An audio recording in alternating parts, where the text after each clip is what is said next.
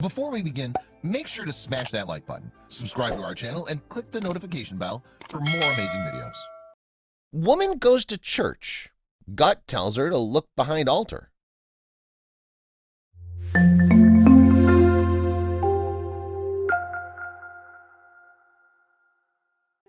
Her heart dropped. The priest watched as Kris's face turned as pale as a ghost. "Kris, are you okay?" he asked. But her feet were already moving.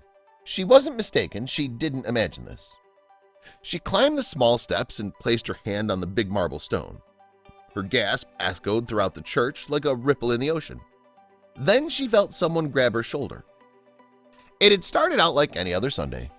Kris Zamlik and her husband cooked pancakes for their 2 kids before she helped them get ready for church. Pancakes for breakfast, go to church, go to the park, eat lunch out, and go back home. That was their Sunday routine.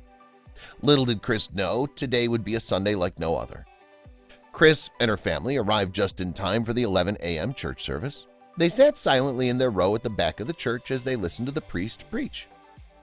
Kris had long taught the kids to be respectful and quiet. Now all she had to do was shoot a deathly glare their way if they became restless. However, this time it was Kate who'd be the restless one. Asking her husband to stand up and let her pass, she shimmied out of their seat and made her way to the bathroom. She exited the church and walked around the back to another smaller attached building where the toilets were located. But on her way, she saw something that made her freeze in her tracks. As she turned the corner, she saw a man walking out from the church's shed. He looked out of place. She didn't remember ever seeing him around here before. He was dressed in dark clothes. He didn't seem like a member of their church. But just before he disappeared out of view, she caught a glimpse of his face and she turned pale as a ghost. Slowly, she walked toward the church shed. She braced herself for what she might find, hoping it wasn't what she thought it was. She pushed the wooden door open. Holding her breath, she peered inside. There was an odd smell. She looked around the darkness and then she saw it. It was exactly what she feared. In shock, she shut the door and ran back to the church doors. Her mind was racing. She completely forgot that she had yet to go to the bathroom. Instead, she sat back in her seat and tried to calm herself. They were in the middle of a service. She couldn't say anything. She didn't want to make a scene, but she needed to tell someone, and fast. Once the sermon was over and people started to leave the church, Kris told her family to wait outside. She wanted to talk to the priest. Without much thought, her husband left her to do it. She walked up to the front of the church where the priest, Bruce Hitchin, was talking to a few other members of today's service. He noticed her coming and excused himself to greet her. Kris and her family were regulars at his church, so he knew Kris well and was happy to see her. However, he would have never guessed that what she had to say would leave him shaking in his boots. Just when she was about to speak, a man walked in from the side door and headed towards the altar. At first, Kris felt her heart drop. Bruce watched as Kris's face turned as pale as a ghost. "Kris, are you okay?" he asked. But Kris's feet were already moving. She was walking towards the altar. She climbed the small steps, placed her hand on the big marble stone altar table, and looked behind it. Her gasp echoed throughout the church.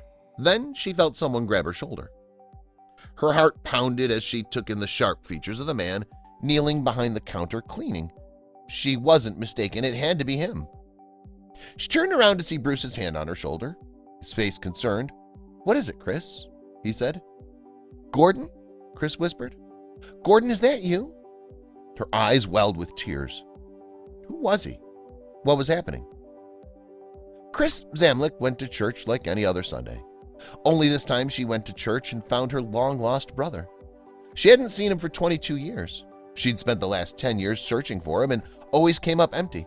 She was starting to lose hope. But how did he end up here? Why were they separated?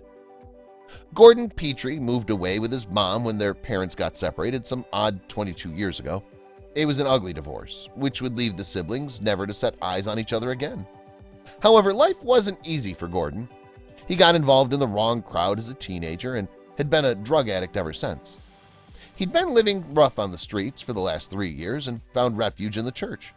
Bruce, the priest, first noticed him cutting the lawn and taking out the garbage. He was helping with the upkeep of the church out of his own initiative. Bruce then committed to helping him find housing while he squatted in the church shed. But now things have changed. Bruce managed to find Gordon temporary housing, as the shed was too dangerous to live in. But they're still looking for a permanent solution for him, but he still works at the church and helps out when he can. Kris was touched by the kindness of Bruce and hopeful that her brother's situation will improve as she thinks about how she can help him. But for now, she said, he has a warm bed and a friend. Please share this with your friends and family.